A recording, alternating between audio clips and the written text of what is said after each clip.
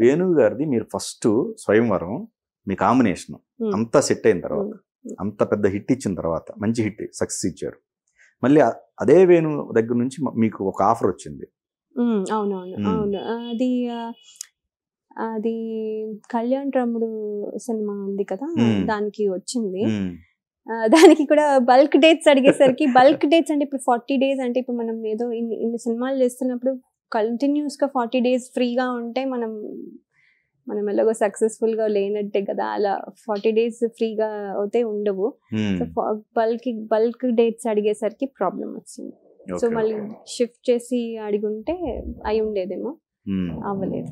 నువ్వు లేక నేను లేను ఆబ్లిగేషన్ మీద ఒప్పుకోవాల్సి వచ్చిందా? అంటే లేదండి, ఆబ్లిగేషన్ అని కాదు. అఫ్ కోర్స్ అంటే కొన్నిసార్లు గెస్ట్ రోల్స్ చేయడం అంటే మరి ఆబ్లిగేషన్ అనుకున్నా తప్పులేదు. బట్ అదేమి ఫోర్స్డ్ గా చేసిన ఆబ్లిగేషన్ ఏం కాదు.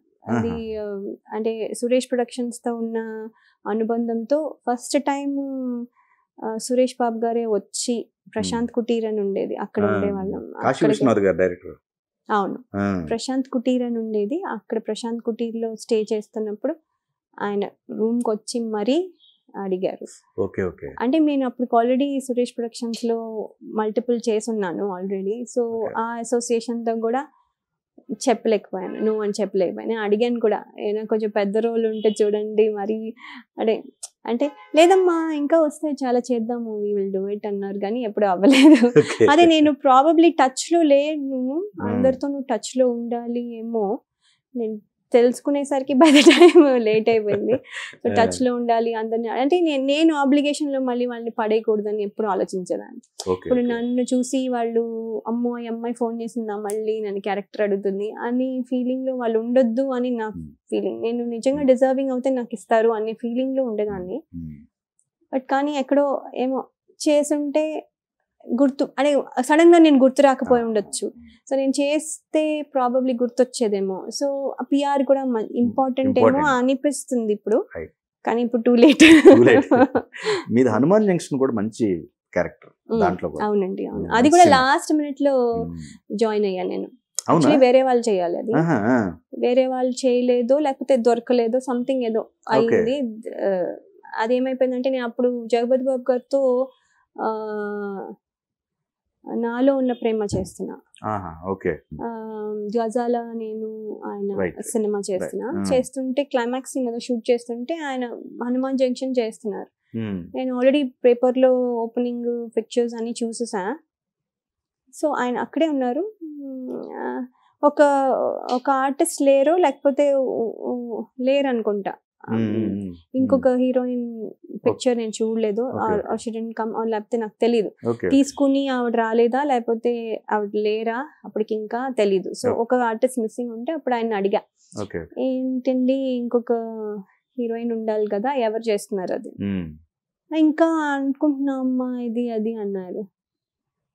అదేంటంటే నేను ఇక్కడే ఉన్నాను మరి నా గురించి ఆలోచించలేదా అని ఫస్ట్ టైం నేను అన్నాను. ఎప్పుడు నేను అలా అడిగే టైప్ కాదు, కాకపోతే ఆ టాపిక్ అలా కాన్వర్సేషన్ వచ్చింది. అప్పుడు మేము కరెక్ట్ గా అక్కడే ఉన్నాం. మేము రైల్వే స్టేషన్ ఏదో షూట్ చేస్తున్నాము. సో ఒక ఐసోలేటెడ్ రూమ్ లో ఉన్నాం, అంటే జనాలు బయటంతా జనాలు ఉంటారు కదా, సో అక్కడ ఉన్నాం. సో ఆ టైంలో నాకు దొరికింది ఛాన్స్ ఆయనతో మాట్లాడడానికి. అప్పుడు అదే టాపిక్ వచ్చింది. అప్పుడు ఆయన అడిగాను అనమాట. ఆయన అన్నారు, అవునమ్మా నాకెందుకు ఐడియా రాలేదు, నువ్వు ఉన్నావు కదా, అవును నువ్వు చేస్తావా? అదేంటంటే ఎందుకు చేయను మరి అడుగుతారంటే, ఓకే అయితే చేద్దాం అయితే నేను చెప్తాను అని చెప్పారు. That's how I entered. So అప్పుడు కూడా నాకు తెలియలేదు పిఆర్ ఇంపార్టెంట్ అని, ఎవిడెన్స్ ఉంది కదా. సో అన్నం పెట్టదు అన్నట్టు. అవును, ఐ థింక్ నేను ఇబ్బంది పెడతానేమో అడిగి అనే ఫీలింగ్ లో ఉంటాను. ఇప్పటికీ అలాగే ఉన్నా, మారాలనుకుంటాను కానీ ప్రతిసారి ఇబ్బంది పెడతానేమో అని అనుకుంటాను. అంటే ఈ అమ్మాయి సినిమాల కోసమే చేస్తుందేమో, మనము విష్ చేసి న్యూ ఇయర్ కి చేస్తున్నాం అనుకోండి, సడన్ గా ఎప్పుడైనా సినిమా చేస్తానంటే పర్వాలేదు, మనం డైరెక్ట్ గానే అంటే కొంచెం అలాంటి మొహమాటం, చాలా మొహమాటస్తురాల్ని కొంచెం. ఆ మొహమాటము ప్లస్ వాళ్ళని అనవసరంగా ఇబ్బంది పెడుతున్నాము అన్న దీంట్లో ఎప్పుడు అడగలేదు. కానీ ఇప్పుడు ఐ థింక్ అడగాలేమో అని ఇప్పుడు ఏంటంటే నేర్చుకోవాలి. మెసేజ్ పంపించేయండి డైలీ ఒక. మనకి ఇప్పుడు నంబర్స్ ఏవి, నంబర్స్ అడగాలి, నంబర్స్ ఫస్ట్ తెలుసుకోవాలి. అవును, చూద్దాం. మీ వారు డాక్టర్, సో ఆల్మోస్ట్ మీకు ఏదో 1,000 కోట్ల ఆస్తులు. మీరు ఇండియాకి రావటం సపరేట్ ఫ్లైట్లో వస్తారా? నేను అంబానీ గారి సిస్టర్, నీకు తెలీదా? అంబానీ ఇప్పుడు అదే పెడతా తమ్ము. పెట్టండి, కరెక్టే కదా. 1,000 కోట్లు ఉన్నాయి నాకు. టాటా గారి మనవరాలు, అది కూడా పెట్టండి. వాళ్ళు ఎలా రిలేటివ్ లో డాక్టర్. అవును, నేను ఇప్పుడు నా ఓన్ ఫ్లైట్ లో వచ్చాను ఇక్కడికి. Own flight. ఇప్పుడు ఏంటంటే అంతేకాకుండా మీకేమైనా ఇంట్రెస్ట్ ఉందో చెప్పండి, మళ్ళీ నా ఓన్ ఫ్లైట్ లో తీసుకెళ్ళి అక్కడ ఉన్న ప్రాపర్టీస్ అన్ని మీకు నా ఓన్ ఫ్లైట్ లో చూపిస్తాను. ఓకే, ఫ్లైట్ లో వెళ్ళాలి మరి. ఫ్లైట్ కిందకి దిగుద్దిగా, తర్వాత దిగకుండా పైనుంచే చూపిస్తాను. పైనుంచే చూపిస్తాం. ఇది ఇక్కడి నుంచి ఇక్కడ వరకు, అది నేను ఇక్కడి నుంచి ఇక్కడ వరకు అంటే మీరు ఇక్కడి నుంచి ఇక్కడ వరకు వేసుకుని మళ్ళీ మళ్ళీ నాకు 1,000 కోట్లు ఉన్నాయని చెప్తారు. సో అడ్వాంటేజ్ కదా నాకు. 1,000 కోట్లు ఏం లేవులేండి అంటే అట్లా ఏం లేదు, ఉంది డెఫినెట్లీ. డాక్టర్ కదా. అంటే చాలా మంది మీరు చూసింది ఏదైతే ఉందో అది నా లైఫ్ లో జరగకూడదు అన్నది మాత్రం ఇప్పుడు ఖచ్చితంగా మీరు అనుకున్నది ఏదైతే ఉందో అది ఫుల్ఫిల్ చేసుకున్నారు అనుకోవాలి కదా. అంతే, మీరు సైన్ చేసిన ప్రాజెక్ట్ లేవు కానీ లైఫ్ విషయంలో మాత్రం కొంచెం చాలా జాగ్రత్తగా తీసుకున్నారు. అంటే మీ లైఫ్ లో కూడా సేమ్ రెమ్యునరేషన్ పరంగా ఎగ్గొట్టిన పర్సన్స్ ఉన్నారు. సాఫ్ట్ గా ఉంటాను, అర్థమైపోవాలి కదా ఈ పాటికి. మరి డబ్బింగ్ మీ చేతిలో ఒక అస్త్రం ఉందిగా, డబ్బింగ్. ఓ నా డబ్బింగ్ కి అంత పవర్ ఉంటుంటే ఏముంది, సునీత గారు ఎవరో చెప్తారు, నేను చెప్పబోతే కదా. నా డబ్బింగ్ కి అంత పవర్ లేదు కదా ఇప్పుడు. అది సో అయినా కూడా అండి, ఒక్కరోజు యాక్చువల్లీ చెప్పాలంటే ఇలాగే ఎవరో ఇవ్వలేదు, నాకు గుర్తులేదు ఏ సినిమా కూడా, నిజంగా ఆనెస్ట్లీ గుర్తులేదు. చాలా మంది ఇవ్వలేదు. ఎందుకులేండి ఎందుకులేండి అంటే ఇప్పుడు ఎవరో కలెక్ట్ చేసుకునేది లేదు కదా, చాలా మంది ఇవ్వరు కదా. అవును, ఇంకా ఇది మనము అంటే దాన్ని అక్కడ క్లోజ్ చేసి మళ్ళీ ఫ్రెష్ స్టార్ట్ చేస్తే బెటర్ కదా వాళ్ళతో కూడా. అందుకని నేను కూడా గుర్తు పెట్టుకోవాలా, నిజంగానే గుర్తులేదు. కానీ నాకు గుర్తుంది ఏంటంటే ఒక్క సినిమాకి ఏదో ఇవ్వలేదు, వాళ్ళు చాలా ఇబ్బంది పెడుతున్నారు.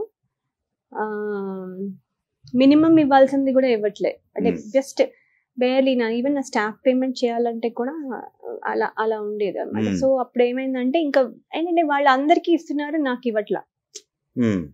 సో ఏమైపోయిందంటే అప్పుడు ఒకరోజు చాలా అని నేను కూడా ఫేస్ అయ్యి, అందరూ ఇలా చెప్తారు కదా, ఏంటండి మీకు ఇవ్వకపోవడం ఏంటి, ఇలా ఇలా ఇలా ఊరుకోకండి ఏదో చెప్తారు కదా మనకు కొంచెం.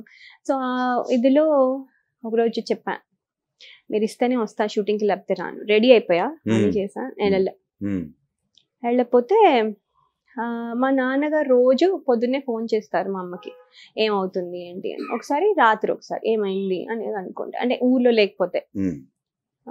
ఆ రోజు ఊర్లో లేరు, మా నాన్నగారు లేరు. సో ఆ రోజు ఫోన్ చేశారు మా అమ్మకి, ఏముంది 11 అయిపోయింది వెళ్ళలేదు, రెడీ అయిపోయింది కానీ వెళ్ళలేదు, వాళ్ళు రెమ్యూనరేషన్ ఇవ్వట్లేదు అందుకని ఇంకా అది వెళ్ళట్లేదు అంటే. డాడ్ ఎంత కోపడేశారంటే నన్ను, నీకు ఏంటి డాక్టర్ కూతురు, నీకు డబ్బులు కావాలా, డబ్బుల కోసం వచ్చామా మనం, ఏంటి నువ్వు చేస్తున్నావు, వాట్ ఈస్ దిస్, అసలు నా కూతురు ఇలా చేస్తుంది అనుకోవట్లేదు, నువ్వు మాట్లాడకుండా వెళ్ళి పని చేసిరా, తర్వాత చూసుకుందాం ఏమవుతుందో, డబ్బులు లేకపోతే ఇప్పుడు ఏంటి అడుక్కు తింటున్నాము మనం ఏమన్నా అని తిట్టేశారు. అంటే మా నాన్నగారు చెప్పేది ఏంటంటే పని ఆపకూడదు, చాలా మంది దీని మీద బతుకున్నారు, మనం ఆపేయకూడదు. కానీ అట్ ద సేమ్ టైం ఆయనకి తెలుసు నేను చేసింది ఏంటంటే నా రెమ్యూనరేషన్ నాకు రావడం కూడా ఇంపార్టెంటే కదా, నేను కూడా పని చేస్తున్నామని వాళ్ళు కూడా అలాగే ఫీల్ అవ్వాలి. సో నేను చేసింది ఆ రకంగా తప్పనిలే కానీ నువ్వు డీల్ చేసిన విషయం కరెక్ట్ కాదు అని ఆయన ఫీలింగ్. నేను ఇంకా అప్పుడు దాని తర్వాత ఎప్పుడు అలా చేయలేదు. ఇస్తే ఇచ్చారు, లేకపోతే లేదు. అంటే మన మంచితనం ఉంటుంది కదా, అని అనుకునే వాళ్ళం. నెక్స్ట్ ప్రాజెక్ట్ చేద్దాంలే, నెక్స్ట్ ప్రాజెక్ట్ మళ్ళీ మళ్ళీ వాళ్ళు కాదు, నెక్స్ట్ ప్రాజెక్ట్ ఉండదు, వేరే వాళ్ళని పెట్టుకుంటారు, వాళ్ళకి మళ్ళీ ఇస్తారు. సో అంటే తెలిస్తే ఇప్పుడు బాధేస్తుంది, అలా చేసినప్పుడు బాధేస్తుంది. అంటే ఉండి ఇవ్వకుండా